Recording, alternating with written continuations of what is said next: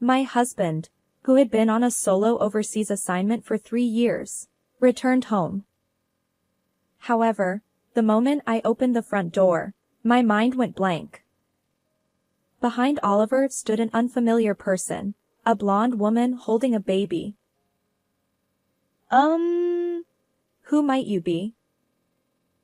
I tried to phrase it as delicately as possible, though I already had a hunch. Oliver's expression was surprisingly indifferent as he declared, "This is my new family.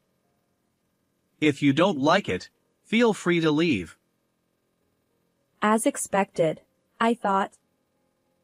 It was an odd way to put it, but I had mentally prepared for this outcome. I had even anticipated it. And now it was the stark reality. The blonde woman behind him continued to smile without saying a word. Still, I didn't need a polite introduction, it would only infuriate me further. The blonde hair isn't a natural shade of blonde, it's a glaringly bleached gold that practically screams. Moreover, the facial features don't resemble those of a typical Westerner. To put it plainly, this person looks unmistakably Asian. Mom, I'm home.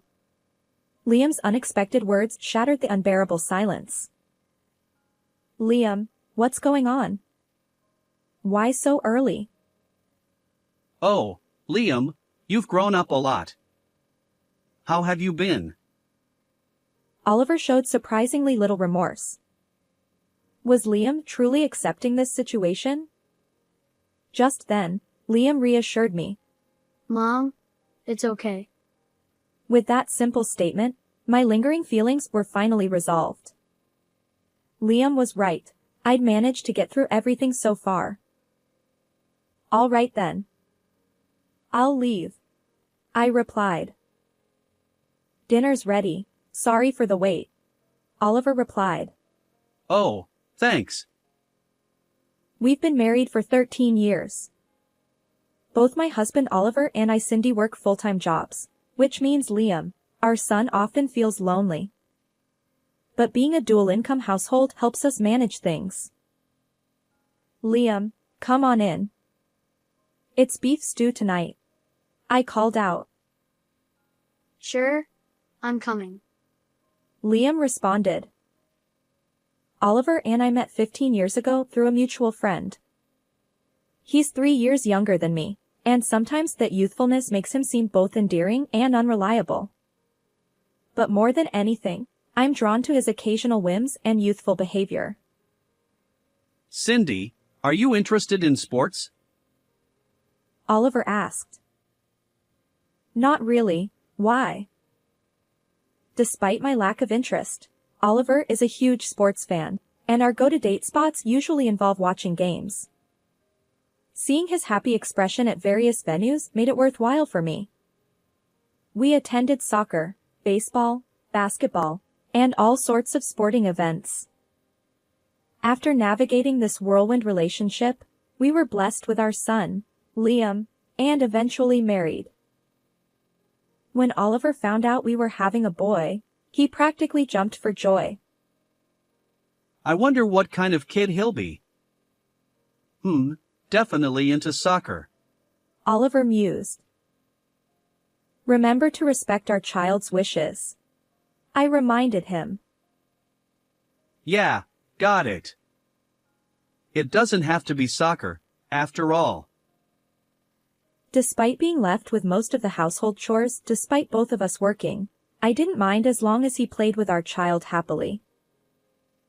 And now, Liam, who has entered 5th grade, continues to grow healthily despite often feeling lonely due to my husband Oliver and me both working full-time. However, there's one reason our family isn't harmonious: Oliver's presence. Liam tends to be more of an indoor person. Rather than engaging in sports or physical activities, he prefers drawing and playing puzzles. Speaking of puzzles, he enjoys a variety of them, from jigsaw puzzles to number-based games like Minesweeper. Sudoku, in particular, caught his interest. Though I didn't quite understand the rules, Seeing Liam happily playing made my heart swell. Even though I didn't have strong feelings about it, Oliver strongly objected to this. The reason is clear: his own interests clashed with Liam's hobbies. Certainly, I understand the shock, considering how Oliver had eagerly anticipated this since Liam was in my womb. It would have been enough to lament, but Oliver went so far as to impose sports on Liam. Liam, are you really not interested in sports? Let's play soccer outside together. Come on. He even tried to drag Liam out forcefully. Hold on, Oliver. Cut it out. Given that, I couldn't overlook it, and when I intervened, Oliver snorted and stormed out of the house. Meanwhile, Liam wiped away tears. This exchange isn't something new. It's been ongoing since Liam started elementary school. I hugged Liam. It's okay. You should do what you enjoy. There's no need to force yourself to match Dad. Liam nodded. By the way, what happened to that puzzle we bought recently? I finished it already. Liam replied. I was quite surprised. The puzzle in question was a jigsaw puzzle that even an adult like me hesitated to tackle. To complete it in just a week was impressive. While I've always known Liam loved puzzles from a young age, I wondered if this might be some kind of talent. Still, the real issue remained Oliver. If things escalate further, it could become unmanageable. I need to find a solution before that happens.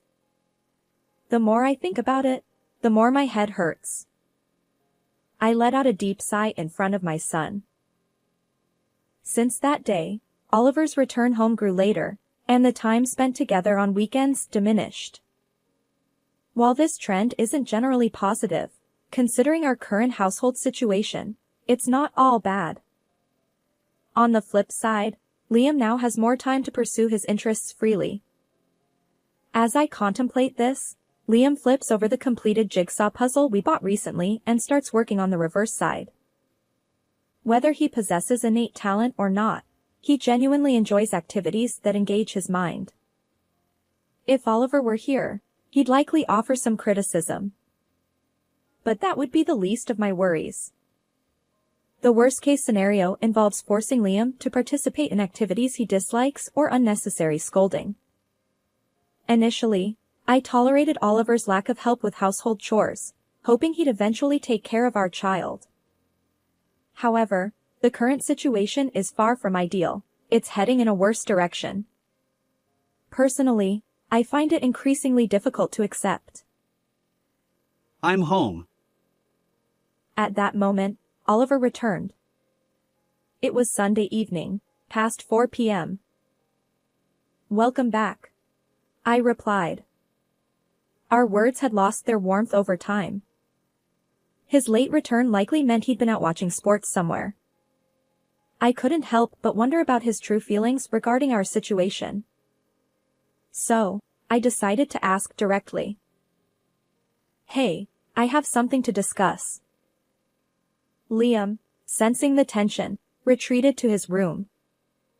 Though I whispered, it seems my attempt at privacy failed. Oliver, whether knowingly or not, responded with a stern expression. What? I cut to the chase. What do you think of Liam? Oliver's reply stunned me. I don't really think about it. If he won't play sports despite my invitations, he can't be my child. His audacity knew no bounds. And then, he added an unbelievable accusation. Maybe he's someone else's kid. I was beyond anger, just plain exasperated. While I should have denied baseless claims, I lacked the energy. At that moment, a vital thread snapped within me. The dining room fell into silence. Afterward, Oliver rarely contributed financially to the household. His money vanished into dining out and entertainment. While it was far from forgivable, his absence brought some emotional relief. But when I realized this, I couldn't help but cry, feeling utterly despondent. And then, one summer day after some time had passed, I'll be working overseas. I wondered how I should react. Should I be happy, surprised, sad, worried, or something else entirely? For how long? I asked. At the shortest, 3 years. He replied. The relief that surged within me was indescribable. I see. Take care. Lately, Oliver has been spending less time at home. But when he occasionally returns, it feels as if the entire house has become a vacuum, suffocating me. No matter where I am, I struggle to breathe, yet I can't even bring myself to retch. Considering this environment, his proposal to be away for an extended period is an unexpected offer, one that I could hardly have hoped for. Honestly, I don't care what he does or who he's with over there. Oliver added. I leave next Sunday. Understood. Our conversation ended there. As I pondered my lack of reaction, I realized I had no answer.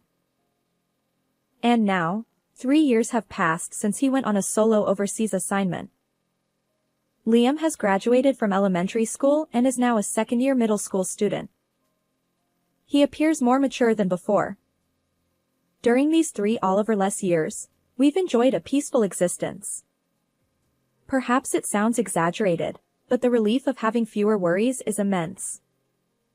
Our lives have become a bit tougher, juggling household chores and work, but it's fulfilling nonetheless. As for Liam, he still enjoys using his brain.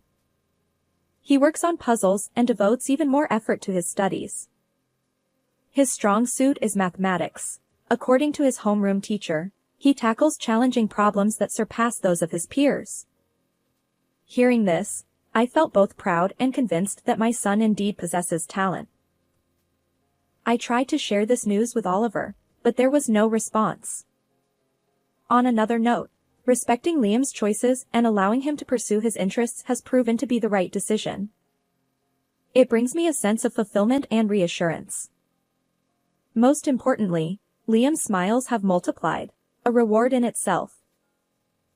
And so it was. Without dwelling too much on the past, I should wrap up my break and get back to work. Over the past 3 years, the concept of remote work has become widespread due to the times we live in. My workplace is no exception, and I've had more opportunities to work from home. Considering commuting, household chores, and everything else, this arrangement is quite convenient. Just then, the doorbell rang. It was a weekday afternoon, so it could be a delivery, a salesperson, or perhaps something related to the neighborhood association. Liam wasn't due home for a little while longer. As I glanced at the monitor, I saw Oliver's face, a shade darker than I remembered. "Welcome back," Oliver replied. Yeah, I'm home. His expression didn't reveal much, but there was something about his demeanor that hinted at good spirits. Over the past 3 years, I've hoped that Oliver might have reconsidered his stance. But as I opened the door, my mind went blank.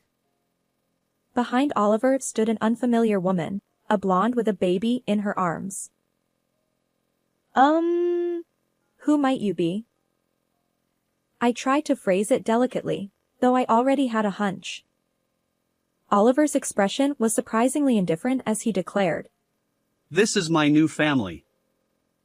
If you don't like it, feel free to leave. As expected, I thought. It was an odd way to put it, but I had mentally prepared for this outcome. And now it was the stark reality. The blonde woman behind him continued to smile without saying a word. Still, I didn't need a polite introduction, it would only infuriate me further. The blonde hair isn't a natural shade of blonde, it's a glaringly bleached gold that practically screams. Moreover, The facial features don't resemble those of a typical Westerner. To put it plainly, this person looks unmistakably Asian. Mom, I'm home. It was Liam who broke the unbearable silence. Liam, what's going on? Why so early? Oliver chimed in. Oh, Liam. You've grown quite a bit. Are you doing well? His lack of remorse was astonishing. I never expected him to have such thick skin. Welcome back. Liam replied, matching Oliver's indifferent attitude. No wonder. Didn't I mention that I'd be coming home early because it's test season starting today? Now that he mentioned it, he did say something like that earlier. Meanwhile, I wondered if Liam was coping with this situation.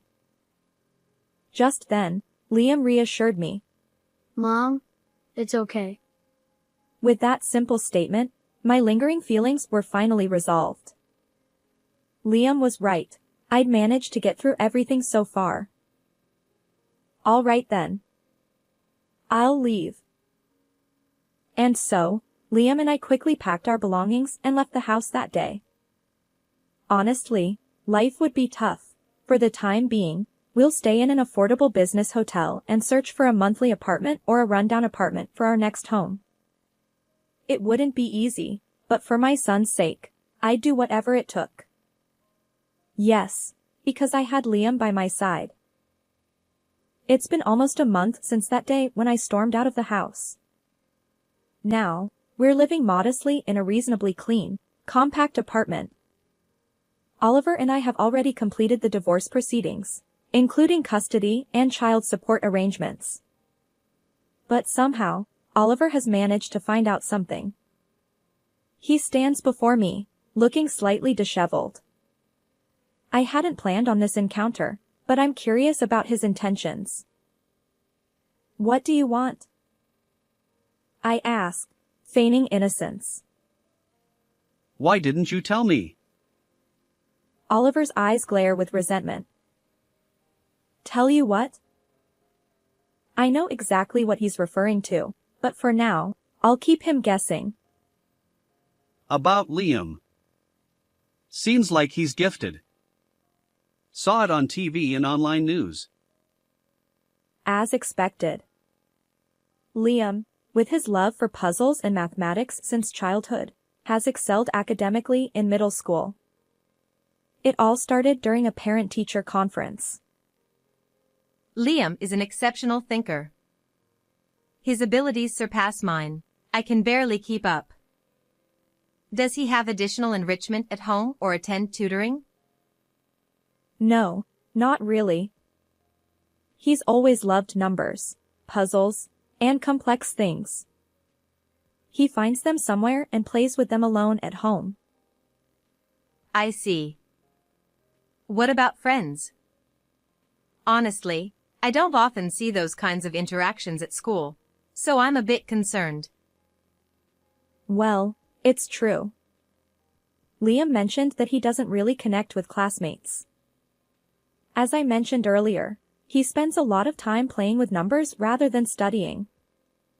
It's definitely something to keep an eye on. Afterward, the teacher encouraged Liam to take a high school mock exam. The results revealed that he's in the top percentile intellectually.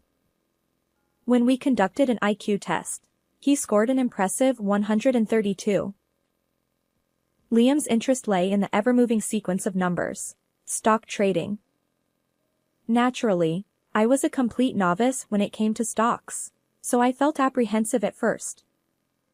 But as Liam guided me through buying and selling stocks, profits quickly accumulated.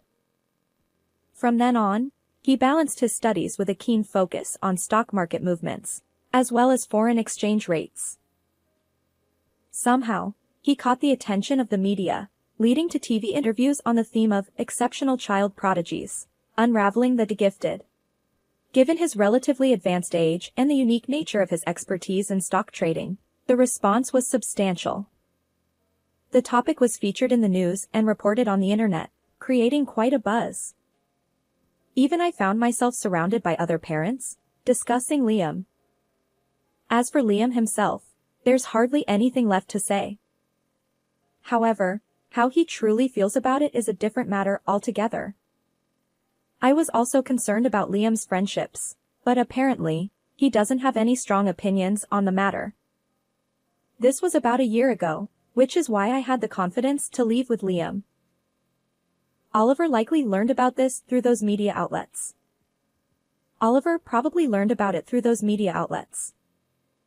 Although he should have found out during his business assignment through a phone call, he didn't even answer that call, let alone return any messages.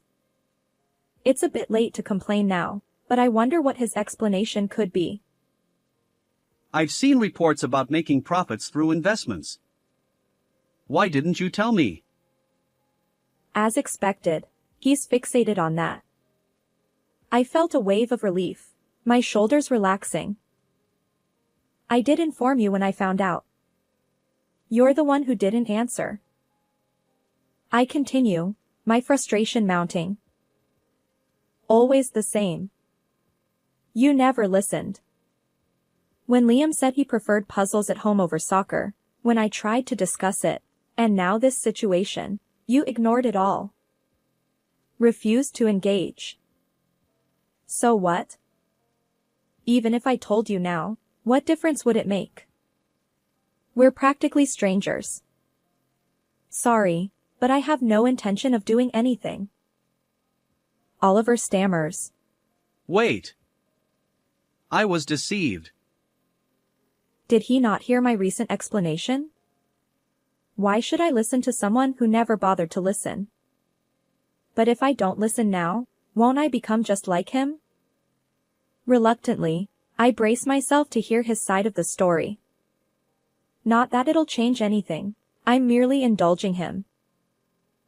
Oliver stumbled through his words, recounting the events of the past month. After that, I live in that house, but she doesn't have money. We couldn't pay the rent right away. I was deceived by her words about having savings. He continues. When we discussed the money issue, she got angry. Then go work and earn it, she said. But I do work. The rent was something we could barely manage together. Now, I'm working non-stop, even through the nights. And during that time, she found another guy. I'm practically homeless, crashing at internet cafes. I see. No wonder he looks disheveled. Oliver, who conveniently forgets his own actions, only has negative things to say about his affair partner. How can he even speak? And then? I prompt for the continuation, but I have absolutely no intention of complying. I apologize. Please forgive me. Now, where in that conversation was there a moment when I had to forgive anything? Before considering forgiveness, I have absolutely no connection to this situation. What am I supposed to forgive after hearing that story? Is that all you want to say? You're becoming a nuisance to the neighborhood, so maybe it's time for you to leave. Wait. His persistence and past selfishness overlap. Ironically, the very qualities I once admired in the man I fell for are now being seen in this way. Nothing has changed about him. Whether when we first met, years ago, or now, and likely in the future, he remains self-centered. I've heard enough, so I forcefully close the door. As I do, Liam silently appears from the living room and addresses the man who was once his father. Unfortunately, I can't defend you. I'm disappointed in you. There's nothing we can give you. Mom has always been my cherished family, protecting me. But you're different. You're not here. And it's because of your own actions. Oliver, seemingly broken by those words, stands there, sobbing. I glance at him and close the door. despite my exasperation, there's no room for sympathy. Since that incident, a few more weeks have passed. Liam remains utterly obsessed with the ever-moving stream of numbers. Naturally, he can't directly buy stocks, so I've been doing it on his behalf. But lately, the amounts involved have grown beyond mere pocket money. Sometimes, the profits from selling are staggering. As I work from home, Liam engrossed in his trading, the intercom buzzes again. Not again. Oliver has been visiting our home frequently since then. Most likely, today's visit isn't about persuasion, it's quite literally a plea. He's becoming insistent. If he intends to continue, I'll have to address this more seriously. As much as I'd prefer to ignore him, I reluctantly head to the front door. Can't you give it a rest? Oliver stammers. I was wrong. Please forgive me. Apparently, he still doesn't grasp what truly irks me.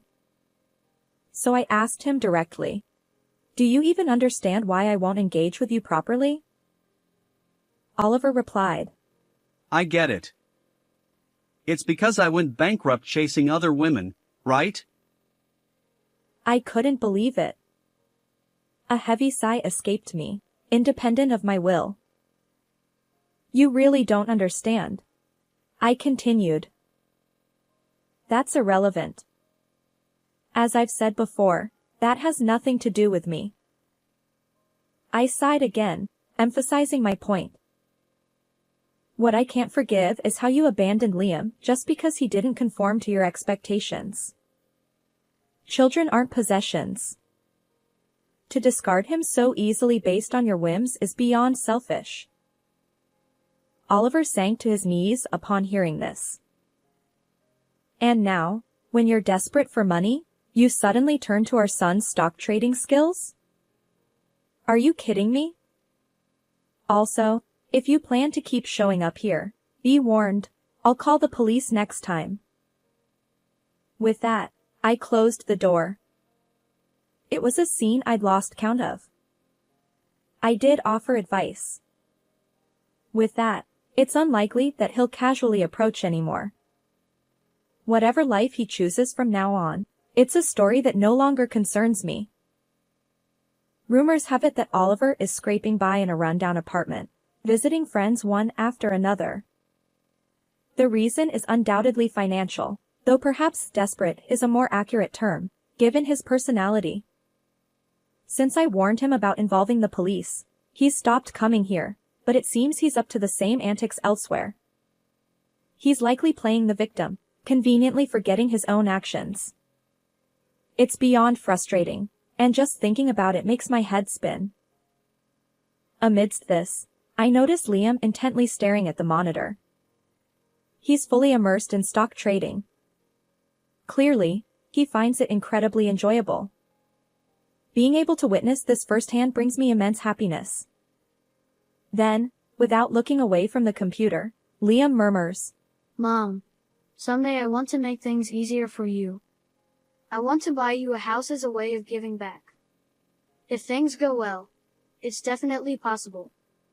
What are you talking about? I've managed to work and support us because of you. You've already made life easier for me. In fact, Liam's talent is what allows us to get by with just one income. However, most of the profits from stock trading are being saved for his future. If we truly intend to buy a house, I can't leave it all up to Liam. With renewed determination, I say, all right, let's work hard together to build our house. How did you find this story? Don't forget to subscribe to the channel. See you in the next video.